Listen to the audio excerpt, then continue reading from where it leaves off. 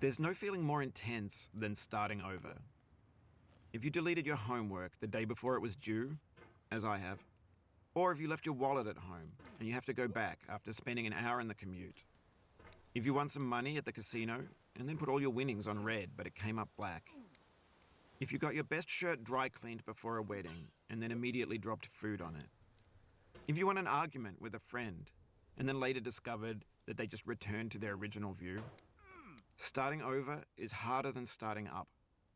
If you're not ready for that, like if you've already had a bad day, then what you're about to go through might be too much. Feel free to go away and come back. I'll be here. Alright, thanks for coming with me on this trip. I'll understand if you have to take a break at any point. Just find a safe place to stop and quit the game. And don't worry, I'll save your progress, always, even your mistakes.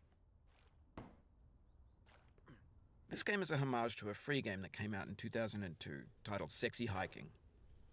The author of that game was Jazuo, a mysterious Czech designer who was known at the time as the father of B games. And B games are rough assemblages of found objects. Designers slap them together very quickly and freely, and they're often too rough and unfriendly to gain much of a following. They're built more for the joy of building them than as polished products. In a certain way, Sexy Hiking is the perfect embodiment of a B game. It's built almost entirely out of found and recycled parts, and it's one of the most unusual and unfriendly games of its time. In it, your task is simply to drag yourself up a mountain with a hammer. And that act of climbing, in the digital world or in real life, has certain essential properties that give the game its flavor. No amount of forward progress is guaranteed.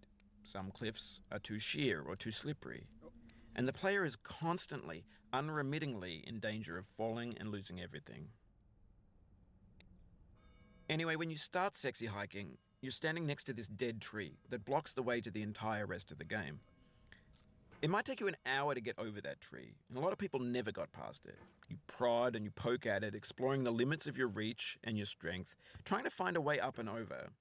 And there's a sense of truth in that lack of compromise. Most obstacles in video game worlds are fake. You can be completely confident in your ability to get through them once you have the correct method or the correct equipment or just by spending enough time. In that sense, every pixelated obstacle in Sexy Hiking is real. The obstacles in Sexy Hiking are unyielding, and that makes the game uniquely frustrating. But I'm not sure Jazuo intended to make a frustrating game. The frustration is just essential to the act of climbing, and it's authentic to the process of building a game about climbing. A funny thing happened to me as I was building this mountain. I'd have an idea for a new obstacle, and I'd build it, test it, and it would usually turn out to be unreasonably hard. But I couldn't bring myself to make it easier.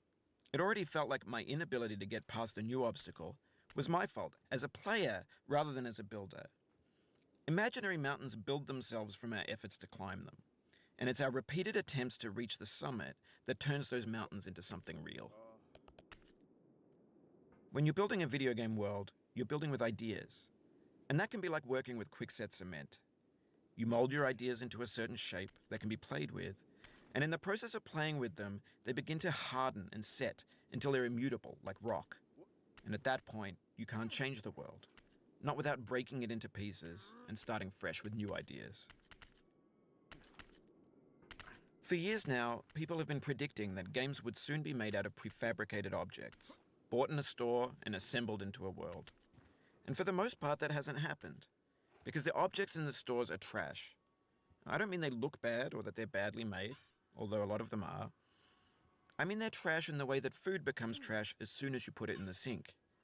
Things are made to be consumed and used in a certain context, and once the moment is gone, they transform into garbage. In the context of technology, those moments pass by in seconds. Over time, we've poured more and more refuse into this vast digital landfill that we call the internet. It now vastly outnumbers and outweighs the things that are fresh and untainted and unused. When everything around us is cultural trash, trash becomes the new medium, the lingua franca of the digital age. And you can build culture out of trash. But only trash culture. B games, B movies,